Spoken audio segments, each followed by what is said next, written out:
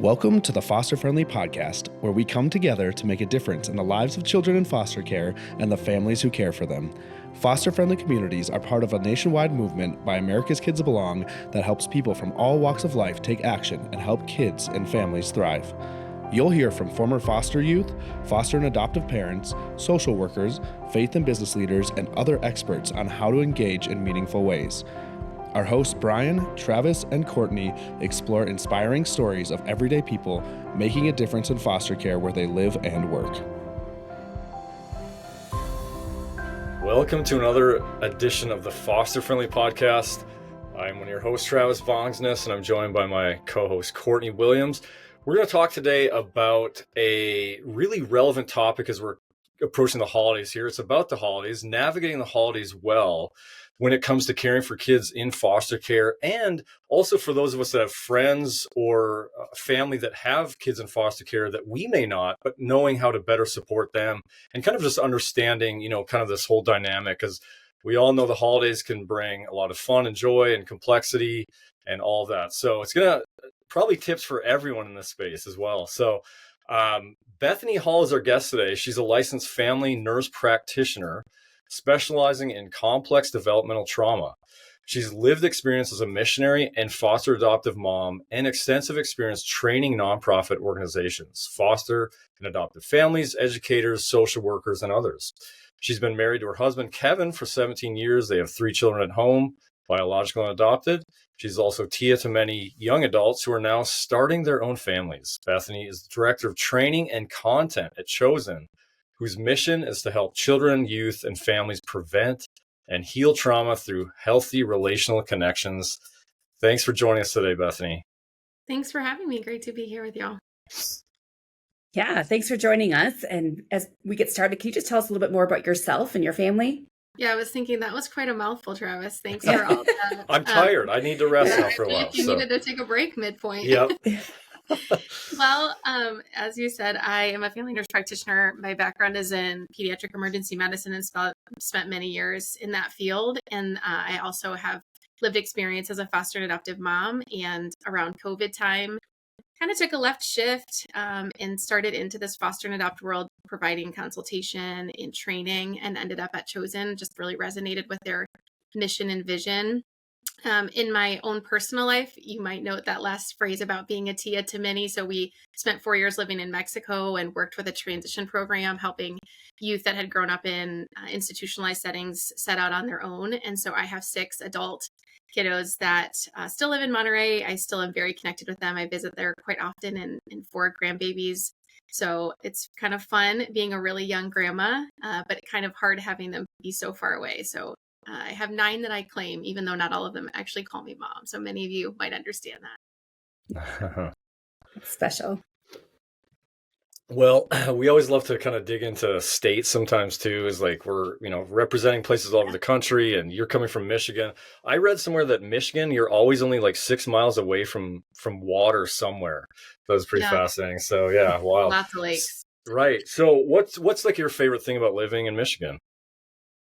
Well, I joked with my husband. I said, do I have to pick something? Because I've always wanted to live somewhere warmer, and I've spent my entire life like close to Canada, which is about as cold as you can get. But I do love the changing of the seasons. We get really great seasons right now. It's beautiful. Everything is orange and red and super pretty. I flew out to travel a couple weeks ago, and as you get up higher, you can see all of the colors, and that was really fun. I thought, okay, that is really pretty. I like that. That's great. I was born and raised in North Dakota, so very close to Canada. Yeah. And yeah, I know the cold. We know what's coming too. Yeah. Yeah. Totally. Love it. Yeah. Tell us a little bit more about just the organization Chosen you're representing and what you guys do there. Yeah, Chosen is an organization, as you said, that we are looking to lean in this space where people have experienced a lot of trauma, and often foster care and adoption is just really rife with challenges associated with that. And so we really believe that parents and caregivers are the critical agent of change for their families. And so often we find where a child is fully resourced and has lots of services, but the parents and what they bring to the table isn't often considered. And so because we believe that parents and caregivers are so critical to the healing of their kids, we want to come alongside and equip them. We do that in a couple of ways. One is parent coaching. So that's life on life training. As Karen Purvis used to say, throwing spaghetti at the wall and seeing what sticks, just really trying to figure things out together. You also get crisis support in the moment with your care manager. So I just really love our model of coming alongside families in their crisis moments. And then my job as a director of training and content, we were realizing as we were working with these families that their networks were just very also often poorly resourced and not trauma informed. And it was a source of significant frustration for families. And so now we also provide really critical training to parents, caregivers, and professionals in this space, trying to find gaps where there's gaps in necessarily maybe a population or also gaps in topics, and really taking that trauma informed lens and trying to go deeper to provide resources for, again, parents and caregivers, but also professionals in this space. I love that. Yeah, very important work for sure. Okay, so we're going to dive into this episode in navigating the holidays. But I have a question to ask you too. So, Travis, when you're walking through Target and you happen to see that big holiday aisle that's now up super early, what emotions and feelings does that bring up for you? Well, I was first going to clarify how early, because if this is like July, probably what's first rising up is some anger of our consumerism and not really getting into the nostalgia at that point. But and then also probably which kids are with me at that time too. But I think it's more like kind of in the season and stuff like that, and kind of looking ahead. For me, it is nostalgia, and I think my own, family background and memories were a lot of good memories around the holidays, a lot of coming together, and and then even as we were foster, parents, just some great times with the kids. So that would be more of the lighthearted, fun side. So yeah, Bethany, how about you? Yeah, I would agree. I was very blessed to be in a family where I have a lot of really great memories of the holidays. We didn't have a lot of money growing up, and so we didn't get presents any time of the year except at Christmas. So I feel like probably as a child, the consumerism that you spoke to, Travis, I was like, at least I know I'm going to get some good stuff. Right. I also am not a big decorator, but at Christmas I love to decorate. So if I was in Target and all the holiday stuff was out, that would be my first thought: is what little thing does my fireplace or my front door need this year? And my husband saying, how much did I spend to save? Whenever I come home saying, I saved so much at Target. Yeah, and I would say the same as you guys. Like I love traditions. I love the holidays. It just I get so excited. And it's funny because I teach foster care classes, and we throw up a picture of a Christmas tree with presents underneath. And we ask that question, like, what feelings does this make you feel? Or what do you think about when you see this?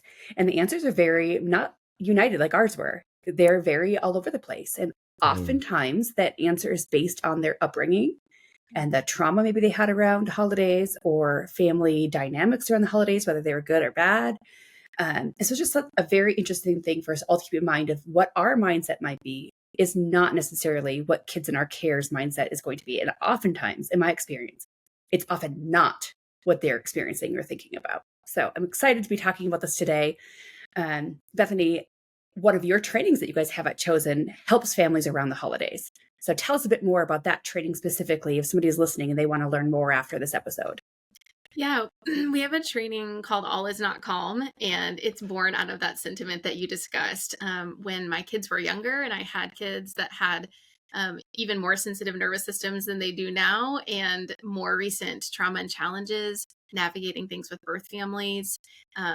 Definitely my sentiments as the holidays approached were much more mixed than they are now that we have a little bit more stability in our home. And so, as you said, as I work as well with foster and adoptive families doing these trainings, we talk about just some different ways that we can come alongside and plan and prepare for these holidays that are coming up, to be able to be aware of why it can be such a challenge. I think that was maybe one of the first hurdles I had to get over. Is I thought, like, this came out of nowhere for me. I thought we were just business as usual. Let's, like you said, like my background, love the holidays, super pumped. This is going to be amazing. And it was anything but amazing. And it was anything but like the title, All Is Not Calm, or All Is Not Calm. And so that is just what the training is about, is saying, like, why is it that sometimes it feels like the wheels are falling off around the holidays, and what can we do to be a little bit more proactive to make it a more enjoyable time, not only for our kids, but also for just our whole family. I love it. And it's just so important because, like you said, I I've been foster parent for 17 years. But when I started this journey, I didn't have that lens, right? Mm-hmm. Like I just wasn't thinking about those things. And now I'm glad that they do often teach these things in foster parent training, but I didn't get that training when I started. And so it was something that I had to learn just through lived experience of, okay, that does not work. Mm-hmm. So it's just a very Totally. important thing. Well, that is the most epic name for training ever, and fitting title. I mean, all's not calm. So true. So unpack, Bethany, a little bit more of helping us understand what is it about the holidays that bring up, kind of the difficulty, whether for kids in care, but the dynamic of putting families together that come from different experiences. Yeah, somebody once told me that expectations are premeditated resentment.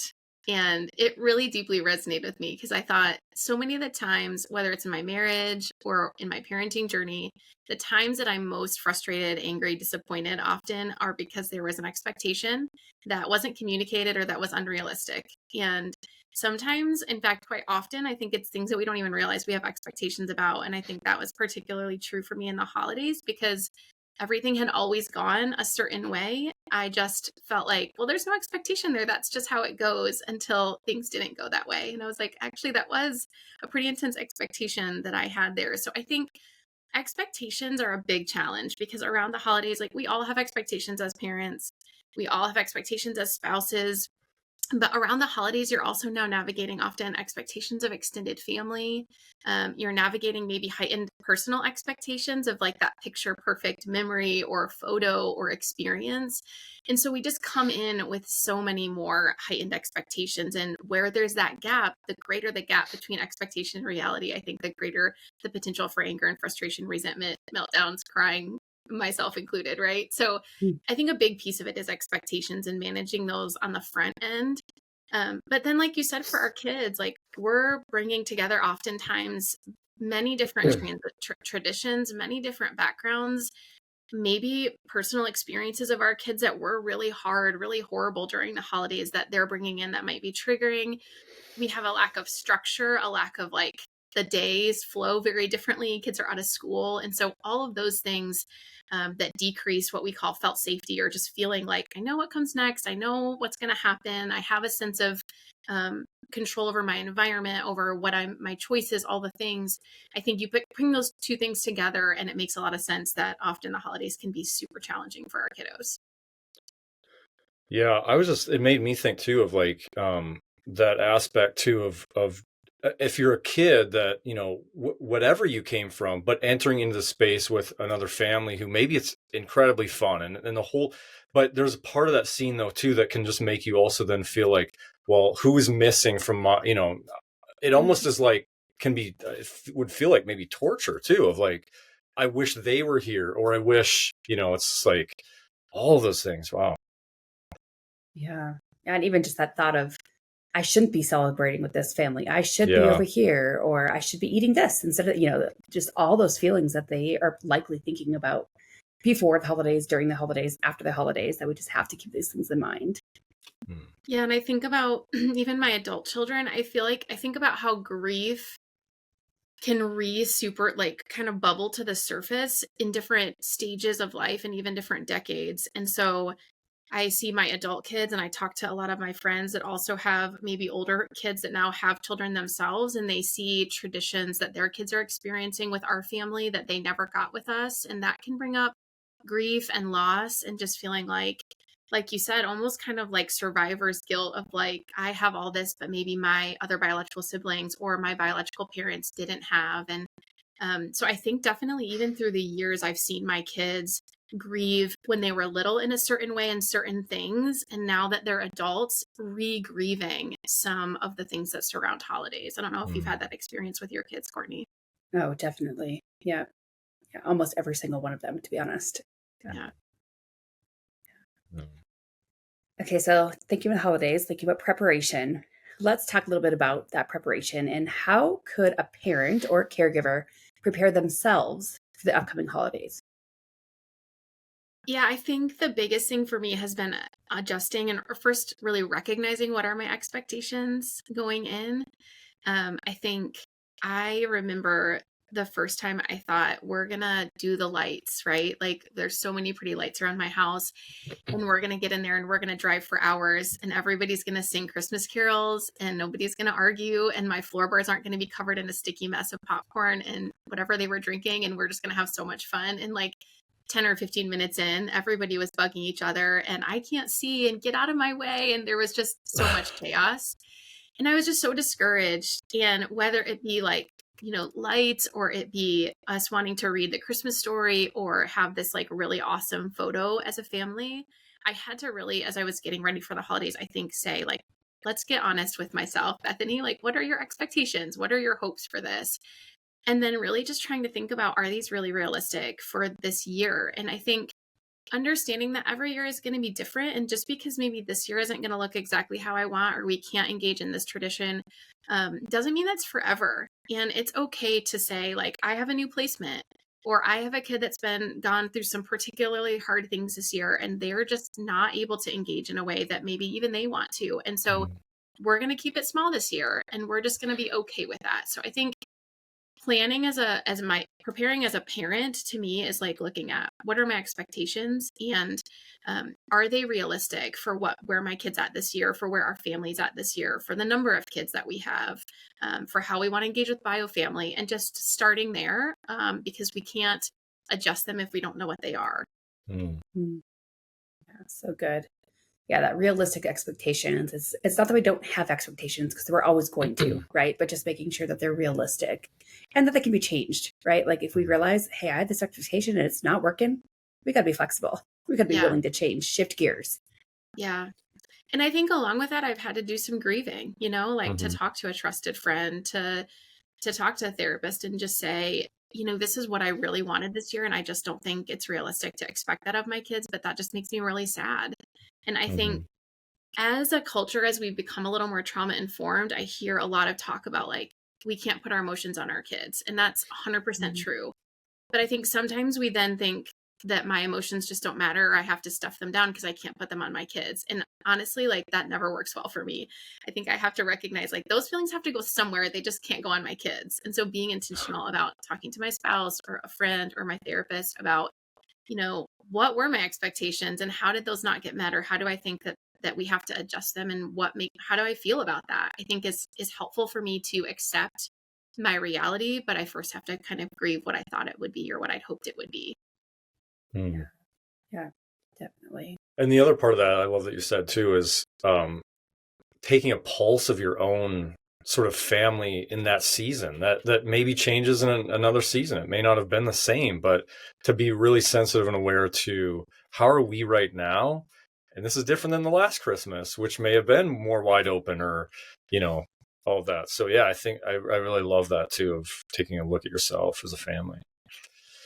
So the second part of this conversation, it feels like there's two parts. One is like that sense of inside our own walls, and how are we doing? How are our expectations as parents? And then what's all happening there? And then taking the show on the road, bring it to other family members, or maybe they come to us. So how many, with all the traveling and all that kind of stuff with extended family, what are your tips and advice to helping prepare extended family to more understanding some of these dynamics? Yeah, I was joking with another foster adopt mom the other day of like, I love the holidays because not only do I get to manage my own emotions and my kids' emotions, but now I get to manage all my extended family's emotions all in one small room, right? Yeah. So I think it's just challenging because again, there's that aunt that brings that special food that she is really hurt when your kids gag on it and refuse to eat it. And it's so embarrassing and you're dying a thousand deaths. But you're also like, real talk, like I feel so bad for my kid. They shouldn't have to eat that thing. It's actually gross and I choke it down every year.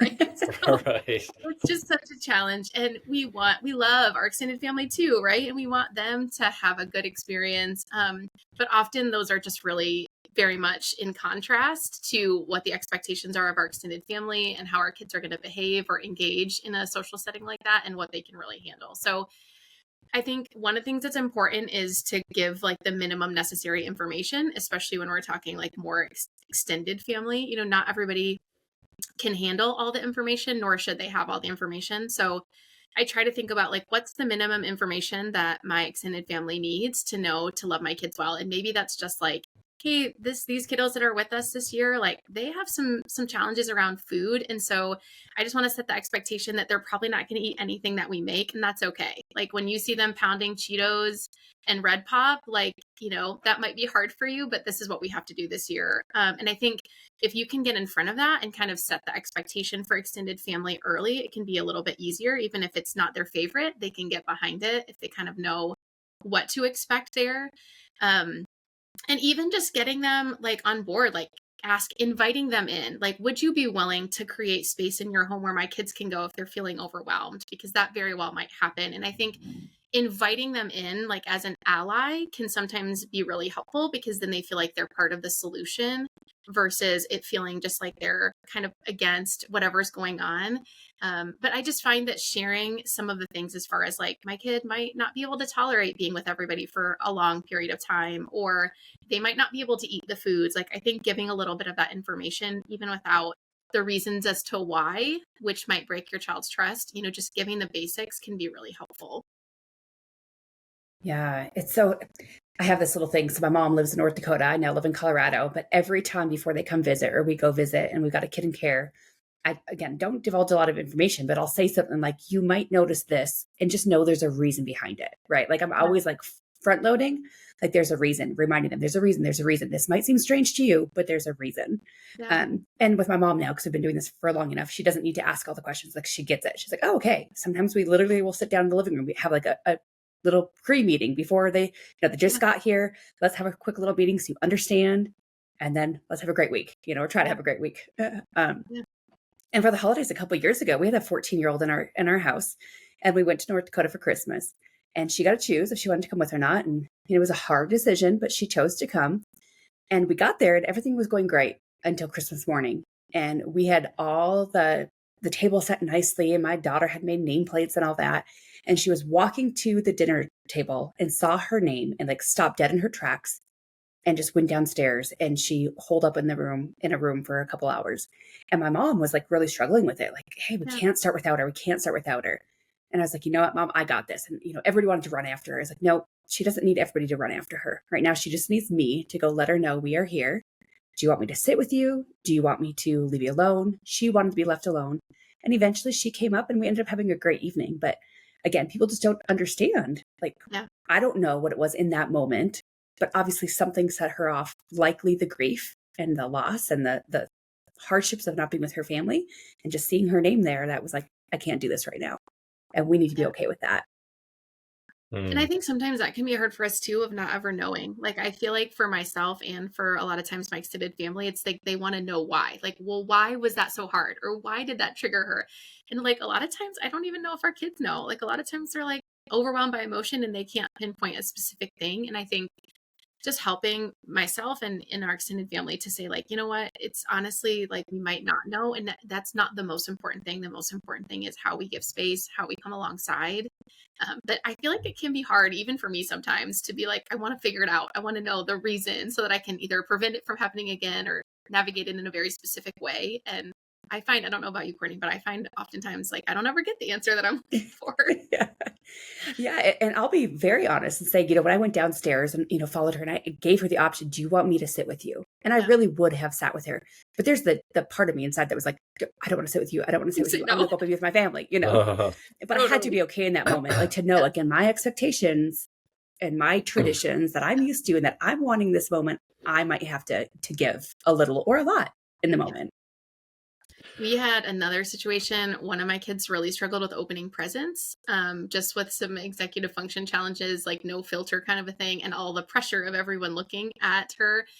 And so one year, actually a couple years in a row, I think she opened her presents alone and we videotaped it, and she gave the best reactions. Like she wanted to give that to people, but she couldn't do it in the moment. And so we found that to be really helpful to just say, you can open your presents in the basement. I'll videotape you opening a couple of them and saying thank you. And it was great for the people too, because they got to see her genuine reaction that wasn't clouded by the anxiety and the pressure of the specific moment. So that was like another fun kind of situation where it wasn't fun on the front end of seeing her like just really struggle to open presents and say thank you and not say something that would hurt someone's feelings. But on the other side of it, with this kind of tip and trick that we used, it ended up being a really awesome thing. So.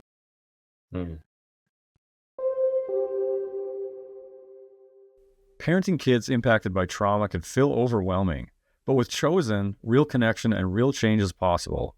Using a family systems approach, Chosen equips foster, adoptive, kinship, and reunified families with personalized treatment plans, weekly parent coaching, and on-demand crisis support.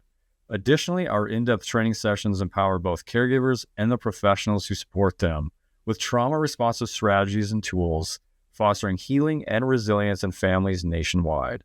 Visit chosen.care to learn how Chosen services and training can make a difference in your family's life. I was going to ask you both, just hearing, kind of similarities and kind of your past with a lot of this experience and families. And Courtney, you set it up like where, your parents, your mom really been through this so much, knows, you have a rotational group of kids that, year to year are different experiences. What would you guys say though to some, those out there that their families, maybe this is brand new, their extended family, and or they're not even really bought into the whole thing. I mean, we all know about that, where there's some judgment around, the capacity. Should you guys be fostering, or the coddling? I mean, this doesn't seem, we would never do this. I mean, when those conversations are harder, or on the front end, you're getting the feel like, I don't know that this is going to go well. I mean, can you either of you guys speak into like, where does the protection then come into how you even engage the holidays with? No. Courtney, you want to start? Yeah. I mean, for me, and again, this is hard for me to say because I love traditions. But honestly, if I can gauge something ahead of time and realize this is not going to be a good situation, then I would say you might have to give up that situation for this year or for this period. And I'm not a confrontational person, so it's hard for me. But one thing that I do is I try to find really good articles, or I'll even make a post like on Facebook or on social media, and just a reminder. So it's like, I hope you're reading this to everybody, all my friends, all my family members, so they can kind of see. And I do that every once in a while, just for people. And a lot of times people will respond to me saying, I had no clue. Or, oh my goodness, you opened my eyes to something. And sometimes it's these tiny little things that I just like take for granted or think people should know. And people every time, 100% of the time say, wow, I had no clue. Yeah, totally. I could not agree more. That, like, you took the words out of my mouth. I think sometimes if I'm getting a vibe like this is not going to go well, then sometimes I just don't go, because I think it's not really fair for the family, and it's not fair for the kid for sure to put them in a situation that I already have a feeling is going to go very, very poorly. And like you said too, I think it's one of those things where we can try to like dip the toe in the water, right? Send the article, have the little conversation, throw something out there and see how people respond. And I think people can do that with their extended family, to have a few conversations, like you said, kind of that front loading, like, hey, how would you feel if this happened? Like if our kids came and they refused to eat everything that you guys made, like, this is why it might happen. And what would you feel about it? And if they have like a really big reaction, it's like, okay, that's not going to go well. And maybe we make a middle ground and we invite them to our house that year, or, something that's going to make it a little bit safer context. And if we can adjust it, I try to adjust it. But there's definitely been years where we've had to just say no to certain things. And like you said, it breaks my heart because I get really stuck in like, but I can't give this up this year. But it's just not fair to the kids, especially to do something that I know going in, my family isn't ready to handle. So I think if they're, especially like you said, Travis, if they're new to the foster space and they already kind of have a feeling that there's some resistance there, especially when we first adopted my daughter, we had some family members that they did not fully buy into interracial adoption. And I would not expose my daughter to a situation where they were going to make comments that I know would hurt her. And I think in those situations, I kind of look at it like this, like there's no situation where somebody's not going to get their feelings hurt, given the current state. And so I will err on the side of hurting the feelings of somebody that I have a very long-term relationship with, and that's a grown adult that I can help navigate through that on the back end, than on this precious little kid that has no idea and doesn't get a say in it. So that's really well said. Very well said. Yeah. Yeah. And I tell people whenever they enter the realm of foster care, like, you're getting training right now, but the real training begins when you start fostering. These things come up, right? Totally. And the one thing I always tell people over and over and over and over, one thing I didn't realize when I became licensed is how much I was going to educate other people. Yeah. Like I didn't realize that was part of my role, but it is. If we want to be the best advocates for these kids, we need to realize we're going to be educating teachers, coaches, neighbors, friends, family members. And the holidays are a huge part of that. And getting other and I people think to because you understand. and I are in this space, we can at least I can forget, like I can feel like, oh, everybody knows this. And then we'll have a class like this one we have coming up. And it's like, yeah, like they had no idea. And they're not trying to make this harder or hurt my kids' feelings. They just really didn't know. So I'm always surprised every time I teach a class or do a podcast or something where people are like blown away and I forget. I'm like, yeah, well, I've been in this space a long time. So I start to feel like everybody knows this stuff. And it's just not. It's counterintuitive and it's often really different than the experiences of most people that haven't been in the foster adopt space. Yeah. Yeah. Okay, so we chatted a little bit about the parents, the caregivers, and then the extended family. What about the kids themselves? Because they're I'm going to say, the most important in this equation. Yeah. So how can we prepare them for the holidays? I think I kind of, even before we jump into that, one more thing I was thinking about that has to do with the kiddos too, with extended family, is just like trying to help people put themselves in the shoes of that child of like, can you imagine going to somebody's house that you never met for one of your favorite days of the year, or maybe your worst day of the year that has like really scary and sad triggers for you. And you're in this house with people that you maybe know two of the people and everyone else you don't know. Smells are different. The traditions are different. The expectations, right? Of like you said, even things like how we do names or how we do gratitude at Thanksgiving, like all of these little things where there's like unspoken expectations of what's going to come next or what people are expected to participate in. And just imagine what that would be like, where you're not sure what everybody's expecting of you. You're not sure what comes next. Everything feels really different. And I think sometimes that can help not only our extended family, but ourselves to remember like how disorienting this experience can be, particularly for a child that's a newer placement. But I do feel like there's lots of things, like little things that we can do. Like one of them, just a very practical, is I always bring the kids' favorite snacks. So like food, it can be a really big issue. And I think, again, with the expectations for a kid to go in and feel like I'm going to be hungry all day, which, being hangry is never anybody's best look. And so it's like, okay, I'm going in, I don't like any of these really different foods that a lot of people don't eat on the normal basis, right? And these are all my options. And so I often will get with the kids and say, what are 2 or 3 things that are packable that we can take with us that you can for sure have? And this is where they're going to be at this house that we're going to be at. I think that's really helpful. I think when you are going to meet a bunch of extended family, like trying to give pictures, and especially if it's an older kid, giving them like a talking point, right? Like, this is Uncle Tim and he loves to hunt. Like, if you get caught in a corner with him, ask him about the last time he went deer hunting. Like, especially for older kids, I feel like it's so much pressure. Like, they're going to come up to this kid and they're going to be like, hey, how are you? I'm Uncle Tim. And they're going to be like, oh gosh, what do I even say? Like, I don't know this guy at all. So I like to give, especially older kids, some talking points of like, if you don't have to engage in conversation, but if you want to, like, here's some tips and tricks. Here are some of the key players that are going to be there at this holiday event. And I think that can sometimes really help them to just feel a little bit empowered to go into the situation. Like, I kind of know a couple things that I can do. I don't know. What about you, Courtney? What are some things that you found to be helpful?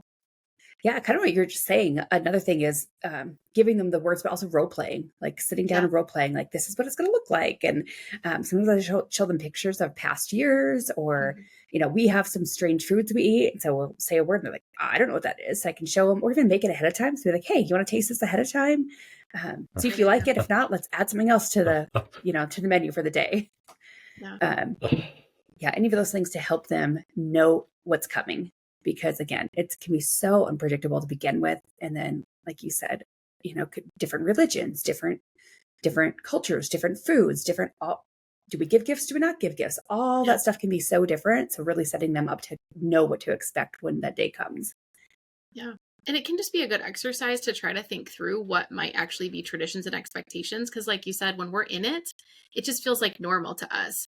But when we really start to break it down and think through what it might be looked like from the lens of an outsider or somebody that's never been a part of our family, religion, traditions, expectations, like, I think that can also be helpful for us to identify places that might be pain points for a child that's in that experience. Some of the families I coach will regularly first of all, have an exit strategy, like you talked about, like be willing to bail. Like if it's just really everybody's imploding and it's not going well, like have an exit strategy.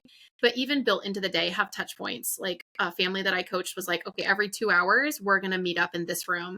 And we're going to talk about like, how are you doing? Like, let's just do a check-in. Have you had a snack? Have you had water?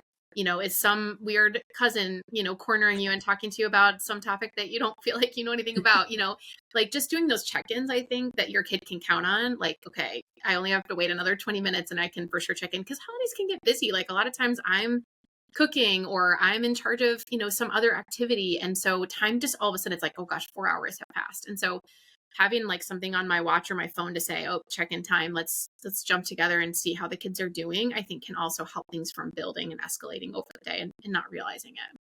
Yeah. And you mentioned it earlier as well, but another one is making sure they know where their safe place is, especially if it's in a new place. So if we go to a new house they haven't been to before, it's the holidays or even not the holidays, but we walk and I'll show them like, this is an area that you can go to if you need some alone time. Or, sometimes we'll do even a little like, hey, touch your nose like this. And that means like, Courtney, I need you right now, and have those little things ahead of time set up and show them that day. So they, when they're caught in the moment, they know exactly where they can go. And that's such a connecting thing, right? Like having a secret signal or a secret word with a kid that you're building connection with is just so powerful, of like, this is our secret thing and you can get my attention and I'm going to know exactly what you need. And no one else is going to know. I think it also is just such a unifying thing that we can utilize during the holidays too. And we got through this together. Yep. Well, I'm curious to know, because we've been talking a lot about traditions and we're from different places. Travis actually grew up in North Dakota as well, which is funny because now living in Tennessee, we live in Colorado. But what are some of your favorite holiday traditions? Travis, what's yours? So we have, I think like when our families gather around Christmas, we have tons of, oh my gosh, there's 6 of us siblings. So with all the we have like, I don't know, there's 40 grandkids right now.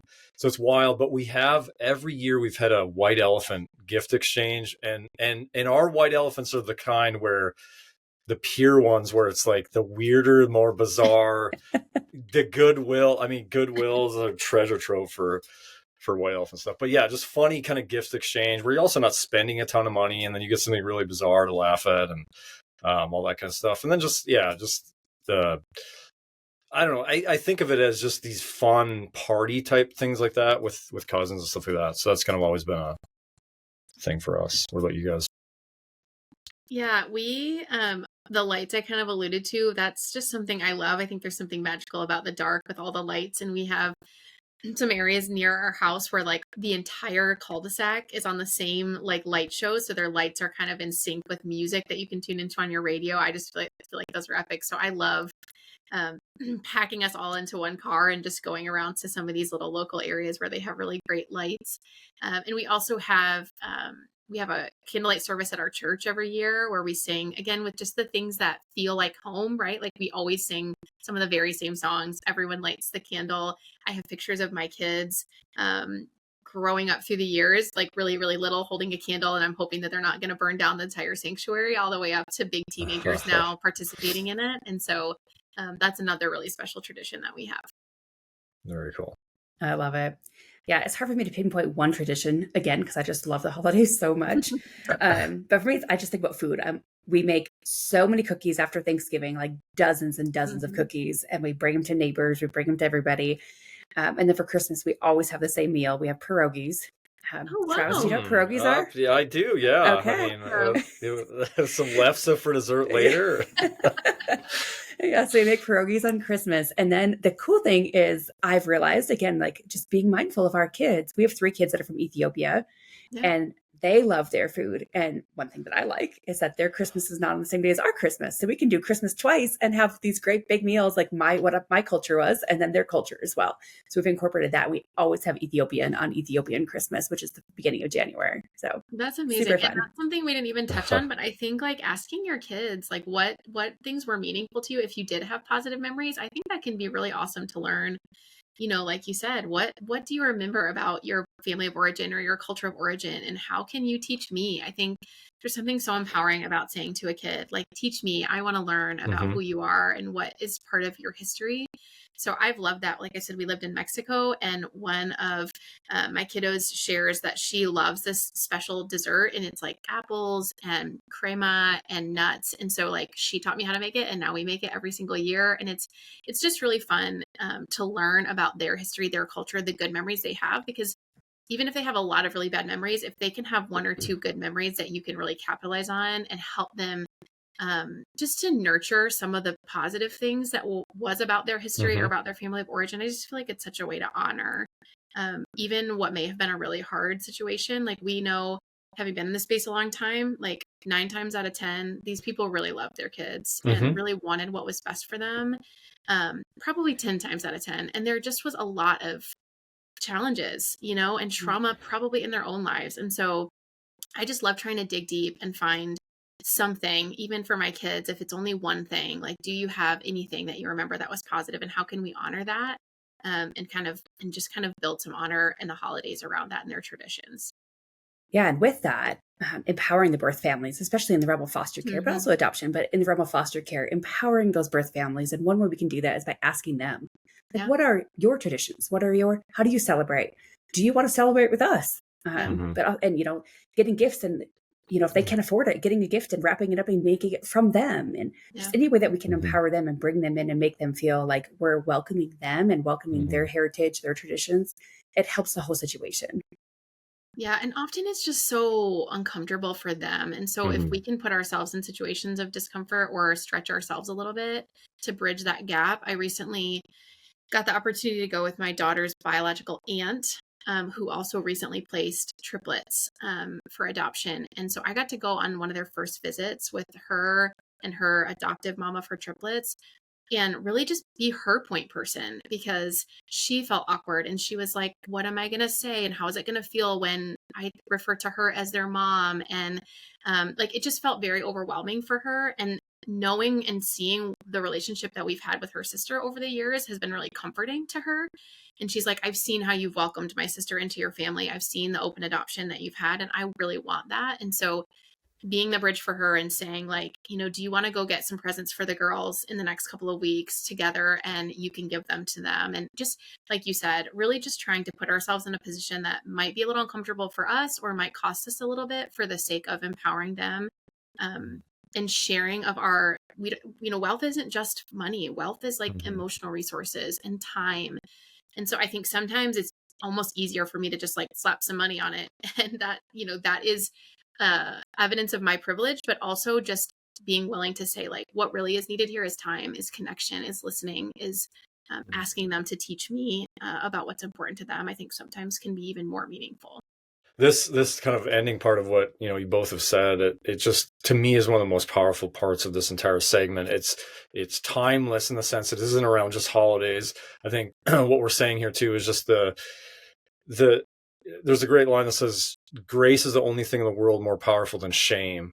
And I just think that there's something to when, like you said, Bethany, of where a kid is coming to our care, and yes, we're here to bring stability and love on them, but they bring something. You're kind of mining the depths of what are they are bringing something to us of value, of beyond themselves too, of just their experiences, their family's history, their culture. And yeah, I love how you said, like, to look at that is to give them a deeper dignity than just that you're in our care and we're going to care for you. Like, you're bringing something to us of great value in the maybe short time that we have you, and we want to find that together. And yeah, it's really dignifying. So yeah, well, thanks for all the wisdom and really, really practical insights shared, especially for the holidays. But I think there's so many other things we can grab onto as far as tips for just all around the year. So as we close this out, Bethany, where can people find trainings through Chosen? Any other resources you kind of want to mention around Chosen, or any other things you'd like to say to close this out? I think the easiest way is just to go to chosen.care, and from there you can navigate.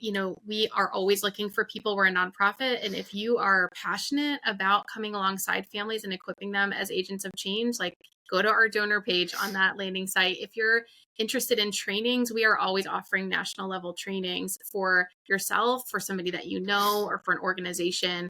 And if they're interested in parent directed services, that life and life coaching, all of that can be found at chosen.care.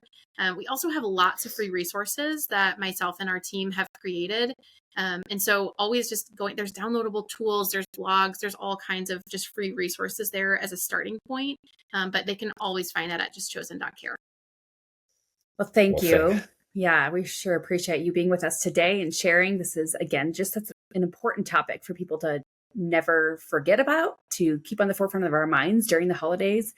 During the holidays and always. And it's because it's not just Christmas and Thanksgiving. It's Mother's Day. It's Father's Day. It's totally 4th of July. All these things can bring up this grief and the ambiguous loss and the things that we need to be remembering as the caregivers of the kids. Thanks for being on today. Thank you so much for having me. It's been a blast. We hope you enjoyed today's episode.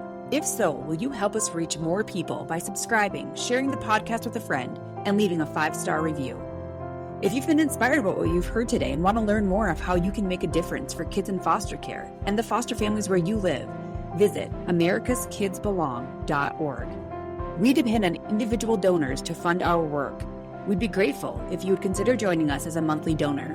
Visit americaskidsbelong.org to make your tax-deductible donation. Thank you. Together, we can ensure a family for every child in foster care and a foster-friendly community to ensure every foster family feels loved and supported.